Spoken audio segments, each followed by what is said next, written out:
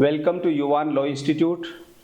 आज हम युवान लॉ इंस्टीट्यूट के यूट्यूब चैनल पे जैसे हमने भारतीय न्याय संहिता और भारतीय नागरिक सुरक्षा संहिता के चैप्टर वाइज लेक्चर्स आपके साथ में शेयर किए युवान लॉ इंस्टीट्यूट के यूट्यूब चैनल के माध्यम से, ऐसे हम आज से युवान लॉ इंस्टीट्यूट के यूट्यूब चैनल पे भारतीय साक्ष्य अधिनियम 2023 का चैप्टर वाइज डिस्कशन आपके साथ में युवान लॉ इंस्टीट्यूट के यूट्यूब चैनल पे शेयर कर रहे हैं। युवान लॉ इंस्टीट्यूट में जो नया बैच है आरजेएस का, जेएलओ का, NET JRF, ADJ, APO, PhD entrance, LLM, LLB entrance, CLAT, UG, PG, इन सब का न्यू बैच है। 21 अगस्त से 21 अगस्त आफ्टर रक्षाबंधन स्टार्ट होगा। भारतीय साक्ष्य अधिनियम 2023 भारतीय साक्ष्य अधिनियम एक्ट नंबर 47 है। ये डेट ऑफ एनेक्टमेंट इसकी भारतीय साक्ष्य अधिनियम बीएसए की है 25 दिसंबर 2023 और डेट ऑफ गजट नोटिफिकेशन है 24 फरवरी 2024 और डेट ऑफ एनफोर्समेंट यानी इसके लागू होने की डेट है 1 जुलाई 2024। इसका चैप्टर 1 है प्रीलिमिनरी, प्रारंभिक। चैप्टर 1 का सेक्शन 1 है short title, application and commencement, संक्षिप्त नाम, लागू होना और प्रारंभ। तो ये इसका संक्षिप्त नाम है। भारतीय साक्ष्य अधिनियम 2023 लागू होना 1 जुलाई 2024। तो ये संक्षिप्त नाम, लागू होना और प्रारंभ, ये हमने अभी डिस्कस किया। ये इसका सेक्शन 1। जनरली हर एक्ट का सेक्शन 1 यही रहता है, short title, application and commencement, संक्षिप्त नाम, लागू होना और प्रारंभ। इस भारतीय साक्ष्य अधिनियम का भी यही सेक्शन 1 है। और सेक्शन 2 भी जनरली जैसा इसका है वैसे बाकी के एक्ट का भी डेफिनेशन पोर्शन होता है सेक्शन 2। यहाँ पे भी डेफिनेशन पोर्शन है सेक्शन 2। इसके 2(1)(a) में, सेक्शन 2 सबसेक्शन 1 के क्लोज ए में कोर्ट यानी न्यायालय क्या है इसके बारे में डिफाइन किया गया है। तो कोर्ट यानी क्या? कोर्ट इंक्लूड ऑल जजेज and magistrates and all persons except arbitrator legally authorize to take evidence. न्यायालय के अंतर्गत सभी न्यायाधीश या मजिस्ट्रेट तथा मध्यस्थों के सिवाय यानी आर्बिट्रेटर यानी मध्यस्थों के सिवाय साक्ष्य लेने के लिए वैध रूप से प्राधिकृत व्यक्ति है, वो न्यायाधीश की डेफिनेशन में आता है सेक्शन 2 सबसेक्शन 1 का क्लोज ए। बी है कंक्लूसिव प्रूफ, किसको कहते हैं? निश्चायक सबूत यानी क्या? अब जो नई भारतीय साक्ष्य अधिनियम आई है उसमें इन वर्ड्स को अल्फाबेट के हिसाब से जमा दिया है।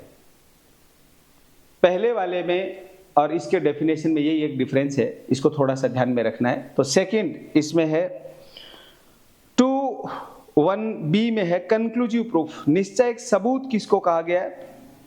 When one fact is declared by this अधिनियम to be conclusive proof of another and court shall on proof of one fact rejects their other as proved and shall not allow evidence to be given of purpose of disproving it। निश्चायक सबूत यानी ऐसा सबूत जिसको खंडित करने के लिए कोई साक्ष्य देने की आवश्यकता नहीं है, बिल्कुल कंक्लूसिव प्रूफ है। भारत की राजधानी दिल्ली है, इसमें क्या एविडेंस देंगे? ऐसे कंक्लूसिव प्रूफ जो बिल्कुल प्रूव हो गया, साबित हो गया, निश्चायक सबूत। ड्यूरिंग मैरिज चाइल्ड का बर्थ होना कंक्लूसिव प्रूफ है, निश्चायक सबूत है। ऐसा इसमें कहा गया कि जब इस अधिनियम के द्वारा एक तथ्य को किसी अन्य तथ्य का निश्चायक सबूत घोषित कर दिया जाता है, वहां न्यायालय उस एक तथ्य को साबित हो जाने पर उस अन्य का साबित हुआ मानेगा, अन्य को साबित हुआ मानेगा और उसे ना साबित किए जाने के प्रयोजन के लिए साक्ष्य देने की अनुमति नहीं दी जाती सामान्यतः, जब तक कोई ऐसा बहुत ही कंक्लूसिव कोई विटनेस सामने नहीं आ जाता। ये जनरल रूल है। कंक्लूसिव प्रूफ जैसे मैंने बताया, for example during marriage birth of a child is conclusive proof of legitimacy. Section 2 subsection 1 का क्लोज सी है डिस्प्रूव्ड, यानी ये थोड़ा हिंदी में थोड़ा इसका अंतर है। डिस्प्रूव्ड यानी 2-1 के सी में है डिस्प्रूव्ड, ना साबित, जिसको न्यायालय, ना साबित यानी जिसको साबित नहीं किया जा सकता है, न्यायालय अपने समक्ष विषय पर विचार करने के पश्चात या तो विश्वास करे कि उसका अस्तित्व नहीं है, या ये विश्वास कर ले कि वो चीज अस्तित्व में नहीं है, अनस्तित्व का इतना अधिसंभाव्य समझे कि ऐसी परिस्थितियों में कोई भी प्रज्ञावान व्यक्ति ये समझेगा कि उसका अस्तित्व नहीं है। जैसा हम आगे इस भारतीय साक्ष्य अधिनियम में डिस्कस करेंगे कि कोई व्यक्ति 7 वर्ष तक नहीं मिला तो ये मान लिया जाएगा कि वो व्यक्ति अब नहीं है, प्रिजम्पशन ऑफ डेथ। तो ऐसा ये ना साबित यानी जिस चीज को डिस्प्रूव कर दिया गया है या एक लेमैन उस चीज को डिस्प्रूव हुआ मान लेता है तो उसको ना साबित या डिस्प्रूव माना जाएगा। डी है इसका डॉक्यूमेंट यानी दस्तावेज किसको कहा गया है। 2(1)D डॉक्यूमेंट या दस्तावेज यानी क्या। डॉक्यूमेंट या दस्तावेज अब दोनों तरह के डॉक्यूमेंट हैं जो हम सामान्यतः जिनको बोलचाल की भाषा में हार्ड कॉपी कहते हैं या सॉफ्ट कॉपी कहते हैं। जो सॉफ्ट कॉपी के रूप में है, इलेक्ट्रॉनिक में है या डॉक्यूमेंट्री फॉर्म में है, वो दोनों के दोनों ही वैसे डॉक्यूमेंट ही हैं। यहाँ डॉक्यूमेंट यानी क्या, दस्तावेज से कोई भी किसी पदार्थ पर अक्षरों, अंकों या चिन्हों के साधन के द्वारा कुछ बनाया गया हो, लिखा गया हो किसी चीज के बारे में, या इलेक्ट्रॉनिक या डिजिटल रूप में लिखा गया हो, वो दस्तावेज कहलाते हैं। कोई भी आर्टिकल इज ए डॉक्यूमेंट यानी कोई भी लेख है वो अपने आप में एक दस्तावेज है। और वर्ड प्रिंटेड और लिथोग्राफ्ड और फोटोग्राफ्ड आर डॉक्यूमेंट। मुद्रित, शिलामुद्रित या फोटो चित्रित शब्द हैं वे भी दस्तावेज हैं। और ए मैप और प्लान इज ए डॉक्यूमेंट, मानचित्र और रेखा चित्र हैं वे भी दस्तावेज हैं। और कैरिकेचर इज ए डॉक्यूमेंट, उपहांसंकन भी एक दस्तावेज है, यानी इनको किसी से किसी चीज पे बनाया गया, उकेरा गया, लिखा गया, तो ये सारे के सारे अपने आप में क्या है, डॉक्यूमेंट है, दस्तावेज हैं। इसके बाद में सेक्शन 2(1) का ई है एविडेंस यानी साक्ष्य क्या है। एविडेंस या साक्ष्य इलेक्ट्रॉनिक रूप से किए गए कथन भी इसमें शामिल हैं जो कोर्ट में जांच के अधीन उसके संबंध में समक्ष साक्षियों के द्वारा किए जाने की अनुज्ञा दी जाती है, अपेक्षा करता है। ऐसे कथन मौखिक भी हो सकते हैं, जो एविडेंस है, साक्ष्य है, वो ओरल भी हो सकता है, रिटन भी हो सकता है। और सेकंड है न्यायालय निरीक्षण में पेश किए गए दस्तावेज, इसके अंतर्गत इलेक्ट्रॉनिक डिजिटल अभिलेख भी आते हैं, ये भी दस्तावेज यानी दस्तावेजी साक्ष्य कहलाएंगे। तो 2 टाइप ऑफ एविडेंस, ऑरली, इसके और भी प्रकार हैं। एविडेंस डायरेक्ट होगा, ओरली होगा, डॉक्यूमेंट्री फॉर्म में होगा। ये सारा डॉक्यूमेंट यानी एविडेंस यानी क्या, साक्ष्य यानी क्या। फैक्ट यानी तथ्य किसको कहते हैं। कोई भी वस्तु जिस अवस्था में वस्तुओं के संबंध में इंद्रियों के द्वारा बोध किया जा सकता है या मानसिक रूप से जिसका भान हो सकता हो, वो तथ्य या फैक्ट कहलाते हैं। Anything the state of things और religion, relation of things capable of being perceived by senses। और सेकेंड है any mental conditions of which any person is conscious. जैसे कोई चीज किसी तरह से रखी हुई है, ये भी अपने आप में फैक्ट है। कोई चीज बिल्कुल बिखरी हुई है, घर के ताले टूटे हुए हैं, सामान बिखरा हुआ, ये भी अपने आप में एक फैक्ट है। चीजें सिस्टमेटिक जमी हुई है, ये बिल्कुल एक अपने आप में एक फैक्ट है। यानी ऐसी जो चीजें हैं जिनको हम देख सकते हैं, सुन सकते हैं, महसूस कर सकते हैं हमारे सेंसस के द्वारा, वो अपने आप में एक फैक्ट है। इसीलिए कहते हैं कि man tell a lie but things never tell a lie. आदमी झूठ बोल सकता है लेकिन वस्तुएं नहीं, परिस्थितियां नहीं। इसको रेस इप्सा लोक्यूटर भी कहते हैं, वस्तु स्वयं प्रमाण है। तो ऐसे में तथ्य किसको कहा गया है, जिसको हम देखते हैं। सामान्यतः रोड पे खून बिखरा हुआ है, गाड़ी के स्क्रैच के निशान हैं, कुछ शीशे के टुकड़े भी पड़े हैं, तो ये अपने आप में क्या एक फैक्ट है। जो चीजें जैसा जिस रूप में है वो अपने आप में एक फैक्ट है, तथ्य है। इसके बाद में विवादक तथ्य क्या है? 1G fact in issue. Fact in issue उसको कहा गया है, एक पार्टी उसके होने का दावा करती है, दूसरी पार्टी उसको डिनाई करती है। एक कहती है ऐसा हुआ, एक कहती है ऐसा नहीं हुआ। एक अधिकार का दावा करती है, दूसरी कहती है इसका अधिकार नहीं है। एक कहती है इसने हमारे साथ मारपीट की, वो कहता नहीं की। एक ने कहता चोरी की, वो कह रहा नहीं की। यानी एक पार्टी डिनाई करती है, एक पार्टी क्लेम करती है। और जिस बात का झगड़ा हो, ऐसे कहते हैं भाई झगड़े की जड़ क्या है, ये बताओ ना भाई, मुद्दा किस बात का है ना, मुद्दे की बात क्या है। तो ये फैक्ट इन इश्यू, विवादक तथ्य, विवाद किस बात का है।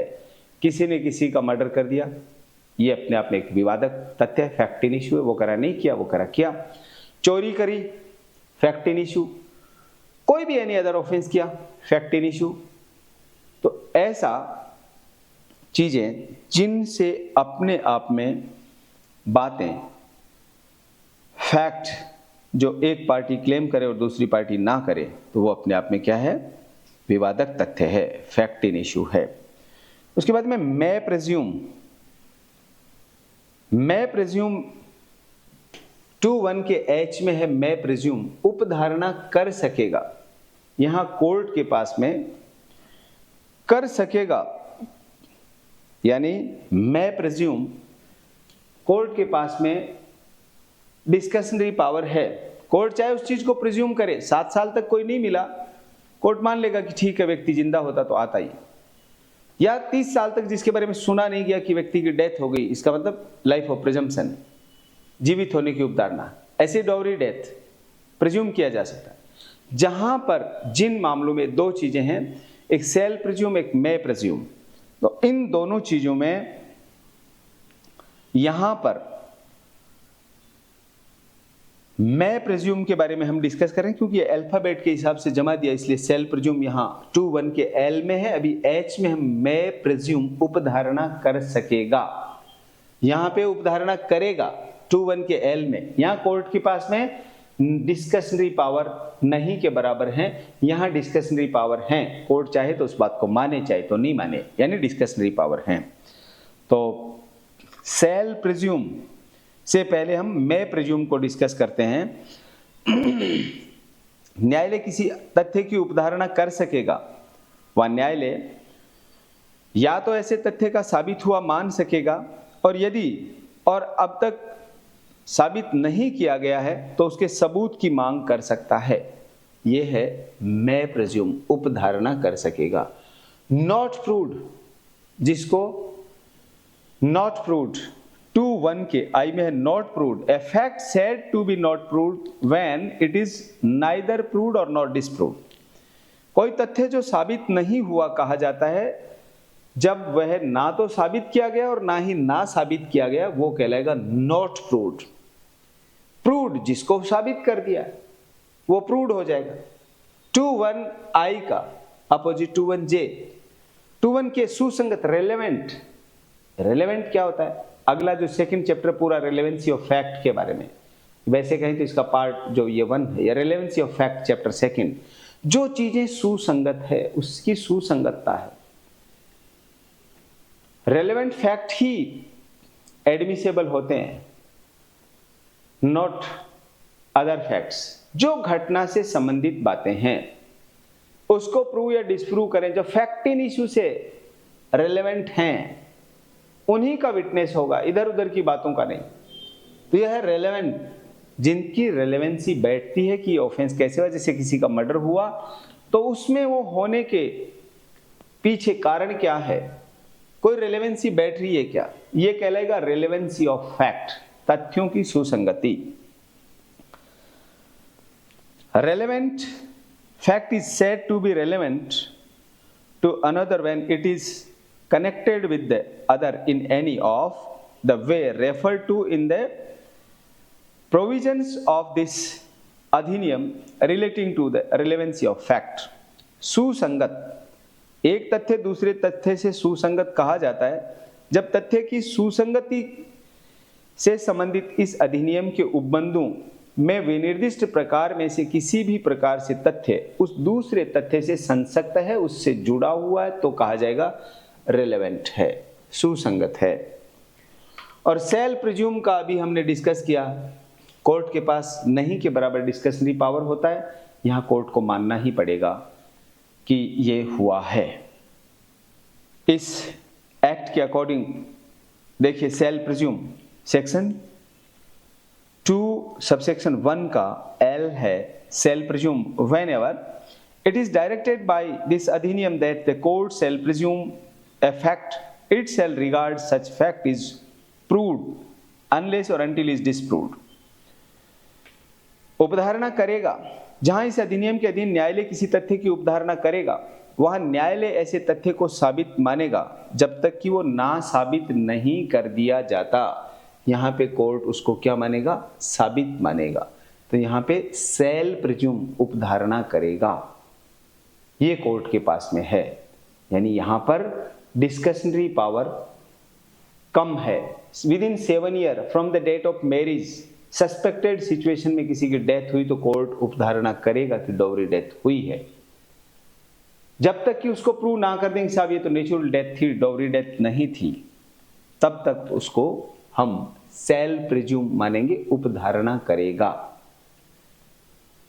इसके बाद में सेक्शन 2 का सबसेक्शन 2 में कहा गया कि ऐसे कोई वर्ड और एक्सप्रेशन है जो यहां पे यानी भारतीय न्याय संहिता में डिफाइन नहीं किया गया। अगर वो आईटी एक्ट में डिफाइन किए गए, इंफॉर्मेशन टेक्नोलॉजी एक्ट 2000 में डिफाइन किए गए हैं, या फिर वो भारतीय नागरिक सुरक्षा संहिता 2023 में डिफाइन किए गए हैं, भारतीय न्याय संहिता में डिफाइन किए गए हैं, उनका यहां पर भी वही मीनिंग माना जाएगा।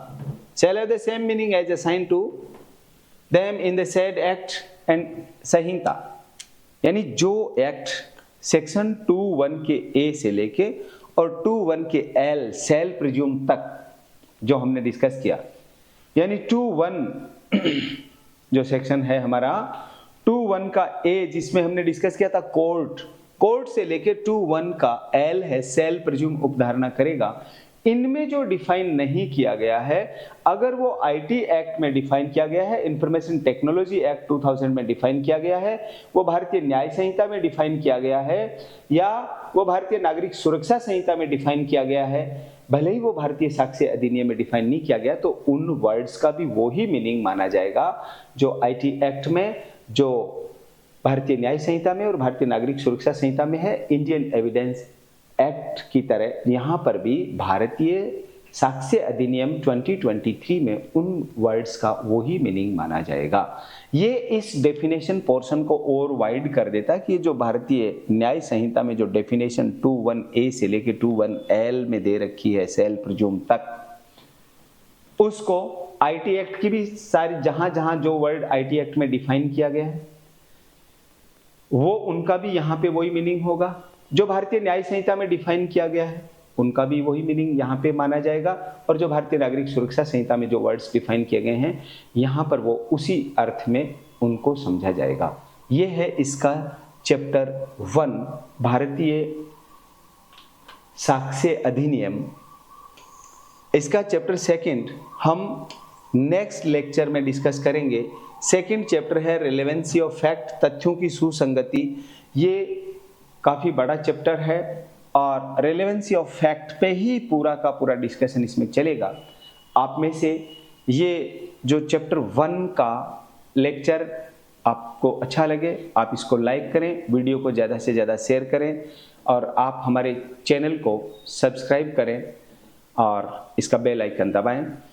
आपको और डिटेल में आपको समझना हो, कोई बात आपको पढ़नी हो भारतीय न्याय संहिता, भारतीय नागरिक सुरक्षा संहिता और भारतीय साक्ष्य अधिनियम में, तो आप युवान लॉ इंस्टीट्यूट कांटेक्ट कर सकते हैं 8306969794 पे। 8306969794 पे आप कांटेक्ट करके, व्हाट्सएप और कॉलिंग नंबर है जिस पे आप कांटेक्ट कर सकते हैं। और इनके बारे में और डिटेल में पढ़ना चाहें तो 21 अगस्त से 21 अगस्त after Rakshabandhan new batch start हो रहा है, जिसमें new criminal laws old criminal laws यानी आईपीसी सीआरपीसी एविडेंस पढ़ने वालों को आईपीसी सीआरपीसी एविडेंस पढ़ाई जाएगी, और जिनको न्यू क्रिमिनल लॉज पढ़ना है, भारतीय न्याय संहिता, भारतीय नागरिक सुरक्षा संहिता और भारतीय साक्ष्य अधिनियम, इनको न्यू भी पढ़ाए जाएंगे और ओल्ड भी। तो इसमें आरजेएस, एडीजे, एपीओ, जेएलओ, इन सब का ये न्यू बैच 21 अगस्त से स्टार्ट होगा, आप ज्वाइन कर सकते हैं। और आगे की क्लासेस आपको अल्टरनेटिव डेज पे अवेलेबल हो जाएंगी। भारतीय साक्ष्य अधिनियम की, भारतीय नागरिक सुरक्षा संहिता की और भारतीय न्याय संहिता की सारी क्लासेस, और बाकी और लॉ के जो सब्जेक्ट्स हमारे हैं, बाकी सब्जेक्ट्स हैं, उनकी भी क्लासेस आपको युवान लॉ इंस्टीट्यूट के यूट्यूब चैनल पे अवेलेबल रहेंगी। नमस्कार, जय हिंद, जय भारत।